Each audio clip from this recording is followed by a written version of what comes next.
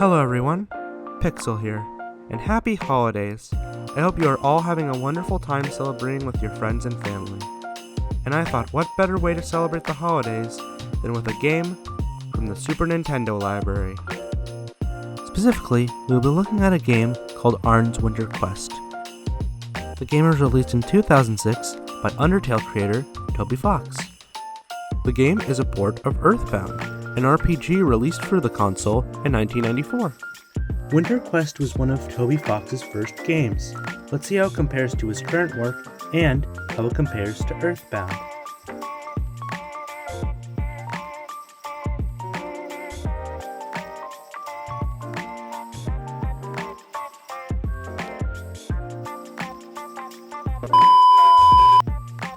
I think it's best if we start off with what makes Winter Quest similar to EarthBound. Right off the bat, we have the same characters, the same art style, and for the most part, the same mechanics. But that's about where the similarities between the two games stop. One of the first main differences you are going to notice between both Winter Quest and EarthBound is the difference in the sprites, with Winter Quest having its own sprites for not only its bosses, but also its basic enemies, instead of copying them over directly from EarthBound. Another obvious difference between both Winter Quest and EarthBound would be the setting. EarthBound is a lot more of an open game, while Winter Quest is a lot more confined as to where you can go, only really opening up when you are around a third of the way through the game, with most areas up until that point being quite confined to one area, that being the main island.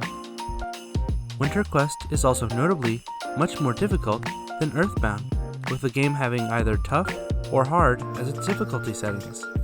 This is compared to EarthBound, where choosing the difficulty isn't an option, it's either stereo or mono for the sound. Finally, I think it's time we cover the biggest difference between Winter Quest and EarthBound, that being the story. The game begins with you playing not as Ness, but as Arn, a character who is similar in appearance to another protagonist from the Mother franchise, that being Lucas in Mother 3. As Arn, you wake up in your house with a gift waiting for you, that containing pillow shoes, the first weapon you receive in the game. After opening the gift, you go to leave your house where you meet Ness, covered in soot.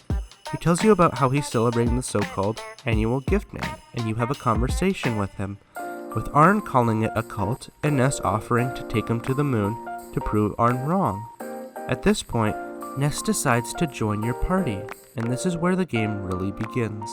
After leaving your house, you will find yourself in an area that I can only really describe as a snow desert, which you are railroaded to for a decent chunk of the game, with areas being blocked off either by obstacles like trees or assets labeled as a plot device, being a nod to the way RPGs lock off areas until parts of the plot have been completed. The only building accessible to Arn and Ness at this point is the cave area, where you encounter your first set of enemies for the game, and where the game's RPG mechanics really show themselves pretty early on in the game. You will also notice these gift boxes. They are a constant throughout the game and serve as a way for the player to obtain key items and better equipment.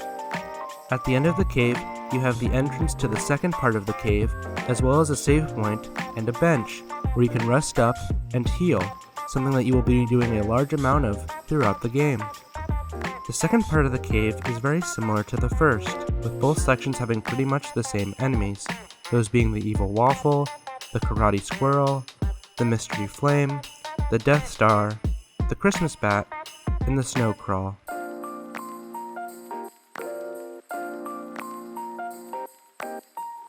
The final part of this section is the boss fight with Mr. Evil Nico. Nico is by far the easiest boss in the game to defeat, requiring very little time to actually be able to beat him. But he is also incredibly brutal to deal with if you aren't prepared, like I was the first few times I tried to beat him. I mention this specifically because dying in Arn's Winter Quest is incredibly brutal, especially if you are not prepared for it. You enter a state that I can only describe as purgatory. From what I understand, Toby Fox didn't properly program respawning. Instead of you respawning back where you last healed, you instead spawn in this mass of water and miscellaneous pixels, surrounded by a bunch of random assets and sprites walking around with no place being there. Essentially, you are now forced to reload a save state because you can't play the game in this current state.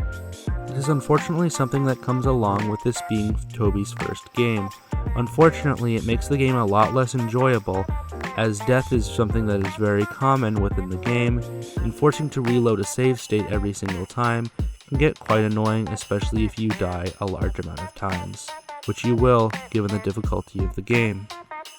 Heading back to the main game, this formula of an area filled with enemies with a boss at the end is essentially repeated for the next 3 areas, that being with Satan Claus's workshop, the volcano area, and the pyramid, with the only real variation being that the enemies are a bit different and harder to fight, with a similar story being for the bosses.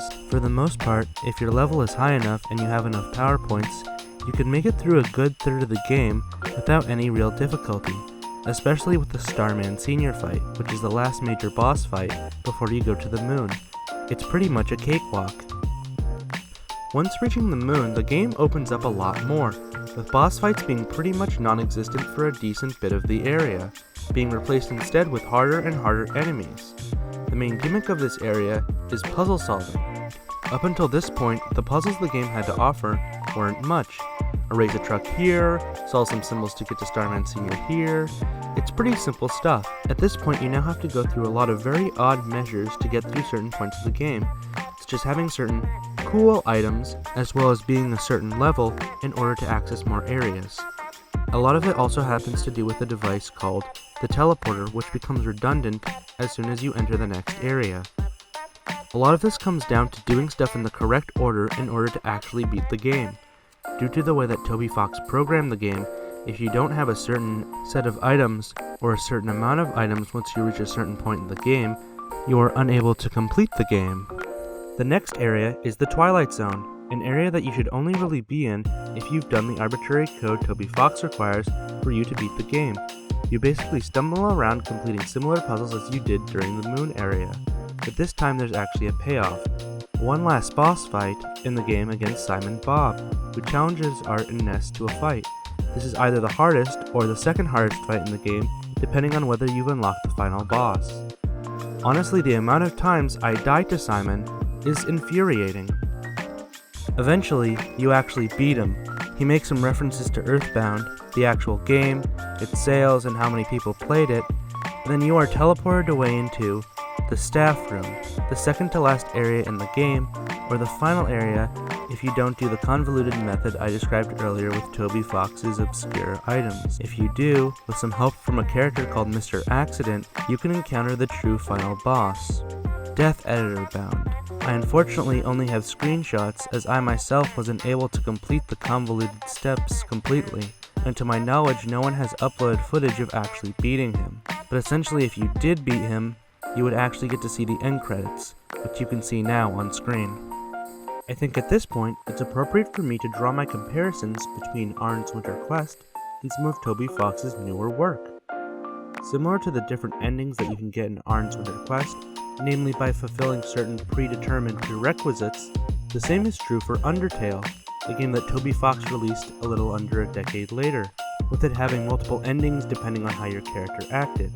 Beyond that, and the small things that the characters said, like how Arn mocks the idea of the annual gift man, and how it's a riff on Santa Claus, could be a sign of things to come with how Toby would integrate humor into his work later in Undertale in a small way, but much later in Deltarune to a much larger scale. Anyway, I think we're just about done with Arn's Winter Quest.